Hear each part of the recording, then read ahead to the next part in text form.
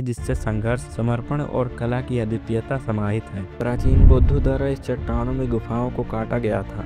उस समय पूरे उपमहाद्वीप में बौद्ध स्तूप और मठ बनाए जा रहे थे। गुफा 12, 13 और 15 भिक्षुकों के रहने के लिए प्रारंभिक चरण कहा जाता है। दूसरी शताब्दी ईसा पूर्व और पहली शताब्दी ईसा के बीच था। करवातिया वंश के मथुरा नामक एक व्यापारी या शासन हरिसेन के अधीन वस्तुगुल्ला शाखा के अंतर्गत आता था। भाजा, बेदशा, कोनाडे, कारडे, कनेरी और पीतल खोरा में बनाए जा रहे थे। आपने कभी सोचा है कि जो चीज़ें आज हमें सबसे ज़्यादा आकर्षित करती हैं वे कभी कैसे बनी होंगी? जब हम अजंता की गुफाओं की ओर देखते हैं तो मन में बस एक ही सवाल आता है, कैसे ये चमत्कारी कृतियाँ जो आज पूरी दुनिया को आकर्षित करती हैं हजारों साल पहले बिना किसी आधुनिक तकनीक के बनाई गई होंगी। अजंता की गुफाएं जो चट्टानों को काट कर बनाई गई हैं एक ऐसी कहानी कहती है जिससे संघर्ष, समर्पण और कला की अद्वितीयता समाहित है। अजंता की गुफाएं चट्टानों को काट कर बनाए गए एक बौद्ध गुफा मंदिर है जो इंद्रधरी पर्वत श्रृंखला के किनारे बघोरा नदी के पास घोड़े की नाल के आकार की घाटी में बनाई गई है। गुफा यूनेस्को के विश्व धरोहर स्थल है और यहाँ हजारों पर्यटकों की भीड़ उमड़ती रहती है जो इसके शांत स्थान, चट्टानों को काट कर बनाई गई वास्तुकला और गुफाओं में पाए जाने वाले सुंदर बौद्ध चित्रों की प्रशंसा करने आते हैं। ये 30 रॉक कट गुफाएं महाराष्ट्र में सह्याद्री या पश्चिमी घाट पर स्थित बौद्ध गुफा मंदिर के समूह का हिस्सा है। लेकिन अजंता अद्वितीय है क्योंकि यह कला के बेहतरीन नमूनों की मेजबानी करता है। अजंता गुफाओं का नाम पास के गांव अजंता के नाम पर रखा गया है जो लगभग 14 किलोमीटर दूर है। हालांकि गुफाओं के सबसे निकट का गांव लेनापुर है जो केवल 1 किलोमीटर दूर है। यह भारत में महाराष्ट्र राज्य के औरंगाबाद जिले में स्थित है। ये गुफाएं जलगांव औरंगाबाद राजमार्ग पर फरदापुर में है। बघोरा नदी पश्चिमी घाट या सह्याद्री के ढलान पर एक अर्धवृत्ताकार ढलान के साथ बहती है। प्राचीन बौद्धों द्वारा इस चट्टानों में गुफाओं को काटा गया था। अजंता की गुफाओं का निर्माण लगभग 66 मिलियन साल पहले हुए ज्वालामुखी विस्फोटकों के बाद बेसाल चट्टानों से हुआ था जो डेक्कन ट्रेप का हिस्सा है। यह चमत्कारी निर्माण आज भी हमें यह बताता है कि उस समय के लोग कितनी दूरदर्शिता और कौशल के साथ काम करते थे। इन गुफाओं का निर्माण बाढ़ बेसाल चट्टान संरचनाओं से किया गया था और यह दिखाता है कि कैसे प्रकृति और मानव कौशल का मिला जुला परिणाम एक अमूल्य धरोहर बना। गुफाओं की नक्काशी और मूर्तियां आज भी हमें उस समय की कला की गहरी समझ देती हैं। चट्टान की परतें एक समान नहीं है जिससे गुफा के कुछ हिस्सों में दरारें पड़ जाती हैं और वे ढह जाते हैं। उस समय पूरे उपमहाद्वीप में बौद्ध स्तूप और मठ बनाए जा रहे थे। सांची, नागार्जुना कोड़ा, अमरावती, सारनाथ, बोधगया जैसे पवित्र स्थल पहले से ही बौद्धों के लिए तीर्थ स्थल थे। अजंता की तरह चट्टानों को काट कर बनाए गए गुफा मंदिर पश्चिमी दक्कन में भाजा,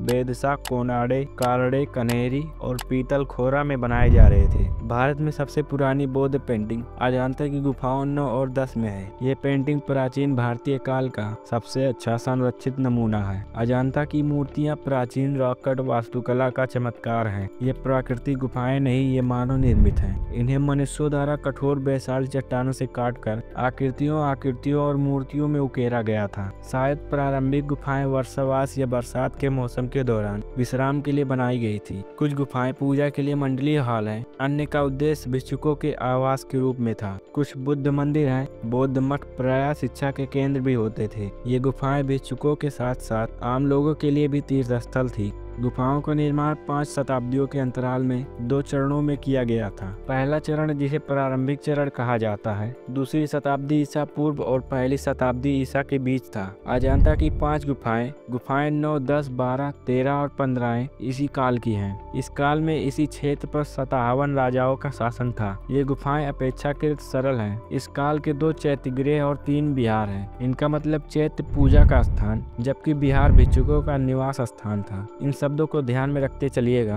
अजंता में निर्माण का दूसरा चरण 5वीं शताब्दी ईसा पूर्व में था। अजंता की अधिकांश गुफाएं इसी बाद के चरण की हैं। 2 चैत्यगृह और कई बाद के विहार शाही संरक्षण के माध्यम से बनाए गए थे। इन गुफाओं में विस्तृत मूर्तियां और पेंटिंग है। इस क्षेत्र पर वाकाटक राजाओं का शासन था और यह शासन हरिसेन के अधीन वस्तुगुल्ला शाखा के अंतर्गत आता था। प्रारंभिक चरण में गुफाओं का निर्माण सामूहिक संरक्षण से किया गया। गुफाओं के निर्माण के लिए कई दानदाताओं, आम लोगों, व्यापारियों आदि ने भुगतान किया। बाद के चरण में व्यक्तिगत दाताओं या संरक्षकों जैसे राजाओं, व्यापारियों और भिक्षुकों ने भी गुफाएं दान की।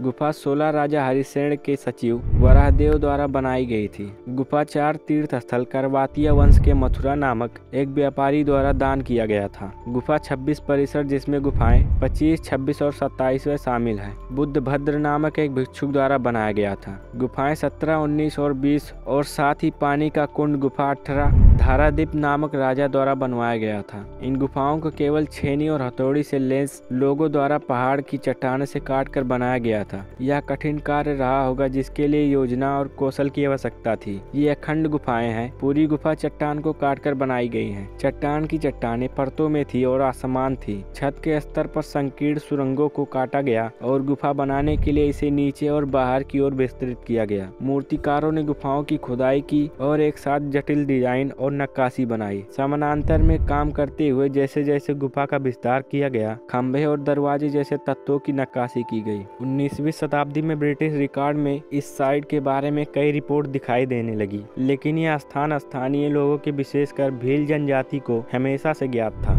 प्रारंभिक चरण में 2 प्रकार की गुफाएं थी।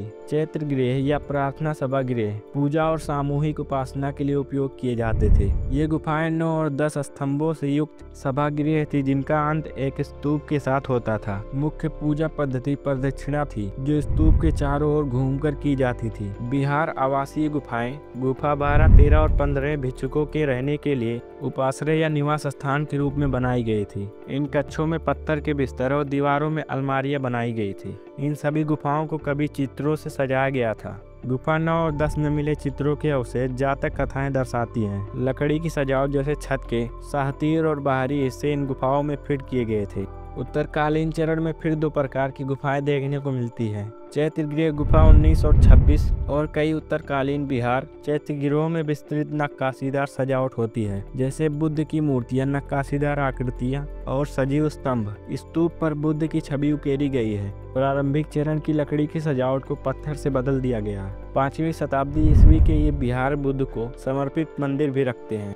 इन बिहारों में भिक्षुकों के लिए कई कक्ष होते हैं, जैसे मुख्य सभागृह के चारों ओर बने होते हैं। गुफाएं पूरी तरह से चित्रित थी। इसके बाहरी और आंतरिक हिस्से को धार्मिक सजावटी कला से सजाया गया था। इन चित्रों में से केवल कुछ ही आज तक संरक्षित हैं। प्रारंभिक चित्र गुफा 9 और 10 में पाए जाते हैं। ये जातक कथाएं दर्शाते हैं, जहाँ बुद्ध पशु, पक्षी या अन्य रूपों में अपने पिछले जन्मों की कहानियों को दर्शाते हैं। ये चित्र जातक कथाओं पर आधारित हैं, जो बौद्ध साहित्य का महत्वपूर्ण हिस्सा है। जातक कथाएं बुद्ध के पूर्व जन्मों की कहानियां होती हैं, जिनमें वे कभी राजकुमार, कभी साधु, कभी व्यापारी तो कभी कोई जानवर बनकर पुनर्जन्म लेते हैं और नैतिकता, करुणा, त्याग और धर्म के मूल्यों को स्थापित करते हैं। उत्तरकालीन गुफाओं में चित्रकला और भी विकसित हो गई। गुफा 16 और 17 में मिले चित्र सबसे प्रसिद्ध हैं। इसमें बुद्ध की जीवन की घटनाएं, जातक कथाएं और राजसी जीवन के दृश्य शामिल हैं। गुफाओं की दीवारों पर भगवान बुद्ध की छवियां बनाई गई हैं, जिसमें उन्हें ध्यान मुद्रा, धर्मचक्र परिवर्तन मुद्रा और महापरिनिर्वाण मुद्रा में दिखाया गया है। अजंता की चित्रकला में प्राकृतिक रंगों का उपयोग किया गया है। ये रंग खनिजों, वनस्पतियों और अन्य प्राकृतिक स्रोतों से प्राप्त किए गए थे। कलाकारों ने महीन ब्रश से दीवारों पर प्लास्टर की गई सतहों पर चित्र बनाए हुए हैं। इन चित्रों की सबसे उल्लेखनीय विशेषता उनकी गहराई, भावनात्मक अभिव्यक्ति और सौंदर्य बोध है। आज अजंता की गुफाएं न केवल भारतीय कला और संस्कृति का अभिन्न हिस्सा है, बल्कि वे प्राचीन भारत की धार्मिक सहिष्णुता, कलात्मक निपुणता और स्थापत्य कौशल का भी प्रमाण प्रस्तुत करती हैं।